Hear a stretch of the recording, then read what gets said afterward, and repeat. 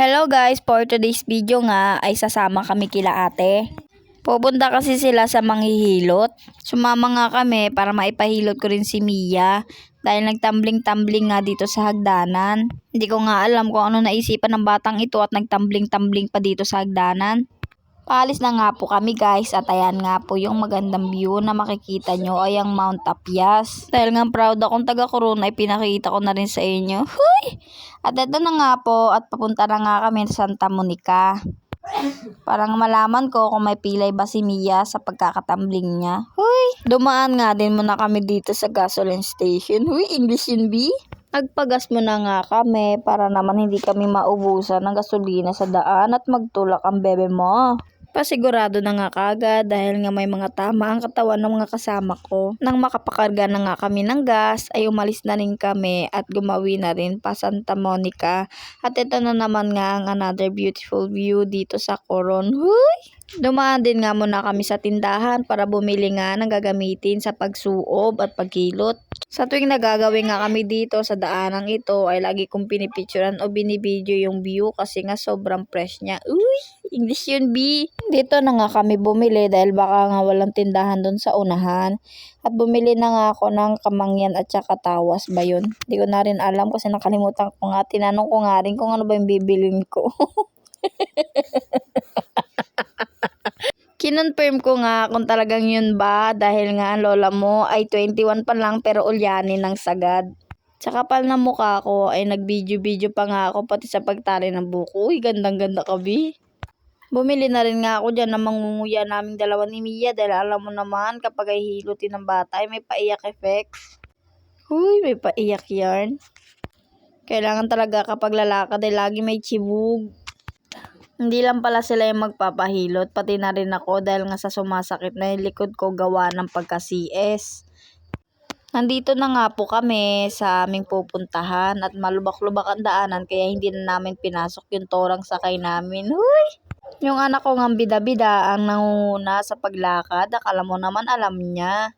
Dahil nga inakayan ko ito sa paglakad si Ate Bikat dahil nahihirapan na nga siyang maglakad.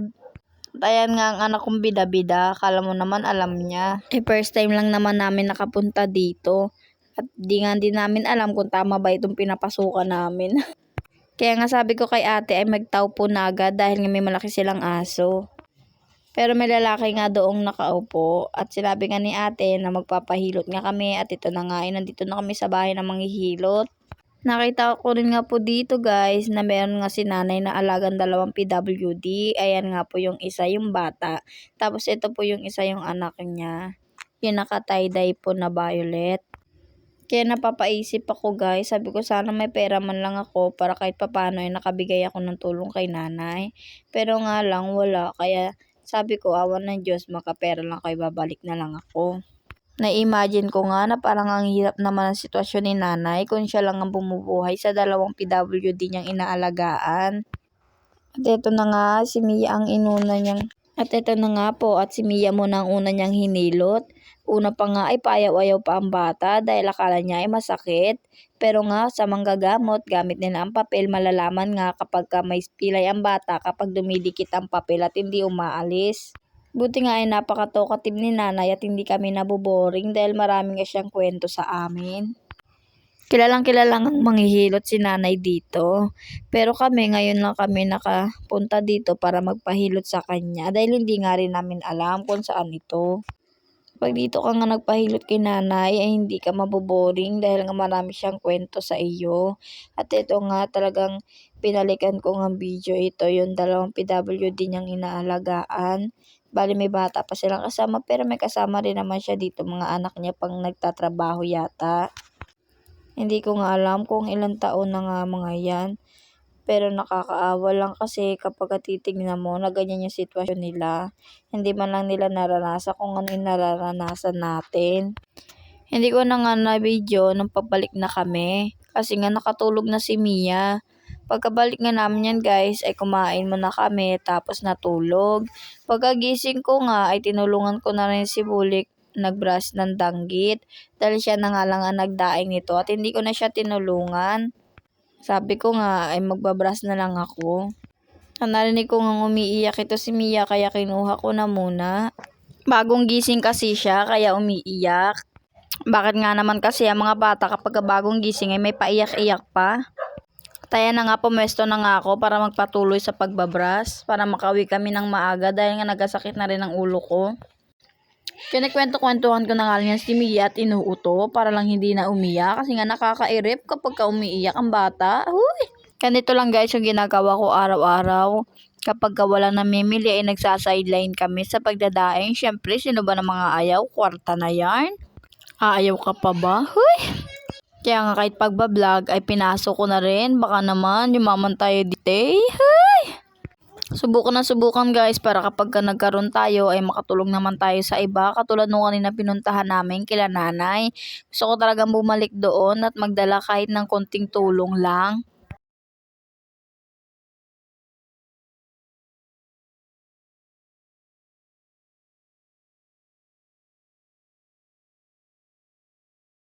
Kaya nga isa rin sa main goal ko ay makatulong sa iba. Kaya nga sarili ko magkapera lang ako at babalik ako doon kay nanay. Kahit na hindi ako magpapahilot ay dadalhan ko siya ng konting tulong. Kwento niya nga rin sa amin na marami na nga daw siya napaanak at marami na rin nga daw siya nagamot doon. Alam nyo ba guys na mayroon talaga mga sakit na hindi makukuha ng mga doktor kundi yung mga quack doctor lang ang nakakagamot. Habang si Bulik na nga ay nagpapatuloy na binabrasan ko guys ay nag-umpisa na rin ako magligpit dito. Gusto ko na nga umuwi. Inayos ko na nga muna ito mga dadalhin namin. At isinara ko na rin ito mga istante. Minalis ko na nga muna itong biskwit na kinalat ni Mia.